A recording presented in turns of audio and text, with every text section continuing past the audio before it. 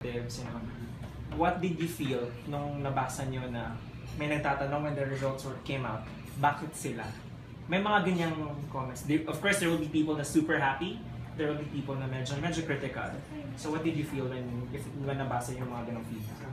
Para sa akin po, sobrang normal lang siya eh. Yun dapat yung expect namin, and dapat i-take namin siya as a motivation na mas galingan pa and to prove ourselves talaga. So, nung nabasa po na, so ako personally, nung nabasa ko, hindi ko na lang talaga siya pinapansin, pero ngayon kasi yung parents namin pinagbabawalan na kami basahin yung mga messages sa social media. So, pero sa akin naman, I take it constructive po.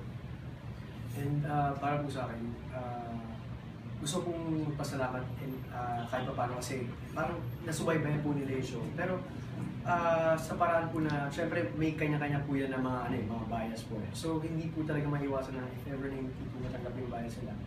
Talagang magkakaroon na parang basa ng comments.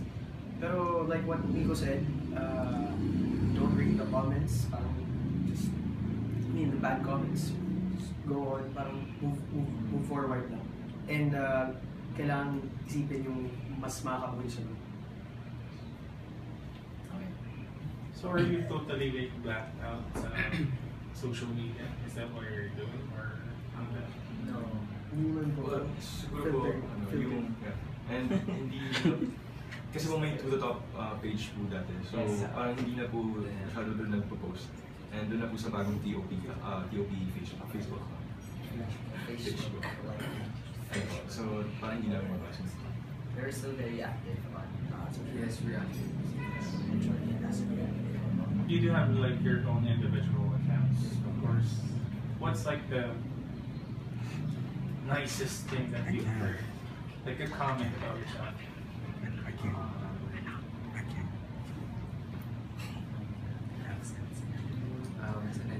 Tunit ba kayo ng nanay nyo na wow. Ano yung medyo kumbaga nag-note sa inyo? Wow, ganito pala ako. Siguro po sa akin, in general na lang po, parang may mga nagsasabi po kasi na mga nag-tweet post sila na dati parang hindi sila in sa boy band. Parang hindi nila gusto yung parang yung notion ng boy band.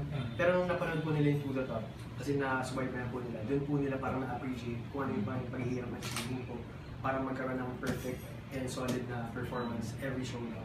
So yun po, feeling ko yung parang sumama sa akin na dati hindi nila parang they're not looking for, parang hindi nila trip yung ganung klase ng grupo. Pero ngayon po, parang nagkaroon ng shift na wow, kaya pala namin yung Nagkaroon din ba kayo ng ganun na feeling na, of course, boy bands really are not really that popular in the Philippines. Let's admit that. But now that kayo yung nasa position na yan, how do you feel right now? Before To The Top talaga, hindi ko in-expect or hindi ko in-envision yung sarili ko to be part of a boy band. And during the To The Top dream ko, na-realize ko yung importance and yung parang essence ng pagiging in a group in a boy band. So yun yung gusto kong iparating sa audience na kung anong na-feel ko, kung ano yung mismong tumama sa akin. Yun yung gusto namin ipa-feel din sa kanila. So sana ma-feel.